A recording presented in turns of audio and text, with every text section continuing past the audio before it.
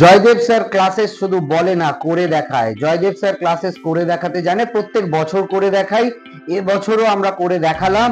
র্যাঙ্কের ছড়াছড়ি, সরকারি কলেজের র্যাঙ্কের ছড়াছড়ি জয়দেব স্যার ক্লাসেসই প্রত্যেক বছর দেয়, এ বছরেও দিয়েছে। আমাদের কোনো অন্যথা হয় না, আমরা যেমন বলি তেমন করে দেখাই। এক এক করে তোমাদের সামনে আমরা র্যাঙ্ক নিয়ে আলোচনা করছি।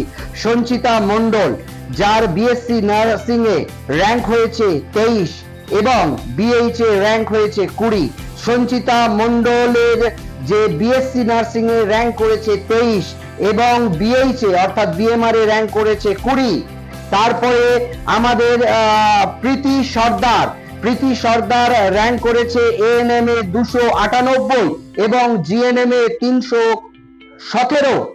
প্রীতি সর্দার এএনএম এ 298, জিএনএম এ 317। এরপরে আবার সঙ্গীতা মণ্ডল আমাদের এএনএম এ র্যাঙ্ক করেছে 267 এবং জিএনএম এ র্যাঙ্ক করেছে 287।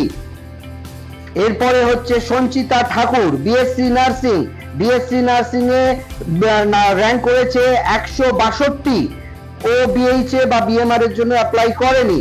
এরপরে র্যাঙ্ক হচ্ছে সঙ্গীতা মণ্ডল বিএসসি নার্সিং এর জন্য র্যাঙ্ক করেছে 59 এবং বিএমআর এর জন্য র্যাঙ্ক করেছে, মানে বিএইচ এর জন্য 142, অর্থাৎ 59 হচ্ছে বিএসসি নার্সিং এর র্যাঙ্ক এবং বিএইচ এর র্যাঙ্ক 142। সঙ্গীতা মণ্ডল। এরপরে হচ্ছে সৌমিতা দাসের বিএসসি নার্সিং এর জন্য র্যাঙ্ক হচ্ছে 659, অর্থাৎ 669 বিএসসি নার্সিং এর র্যাঙ্ক এবং তার বিএমআর বিএইচ এর র্যাঙ্ক 799। এরপরে হচ্ছে ইয়াসমিনা পারভিনের বিএসসি র্যাঙ্ক হচ্ছে 569 এবং বিএমআর বিএইচ এর র্যাঙ্ক হচ্ছে 173।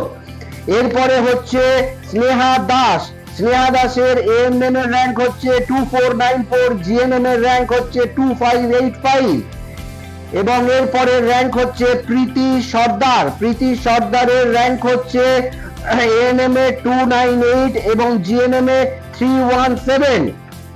এখনো পর্যন্ত বিকেল 4টে পর্যন্ত আমরা যতগুলো র্যাঙ্ক কার্ড পেয়েছি আমাদের স্টুডেন্টের, তাতেই এতগুলো র্যাঙ্ক।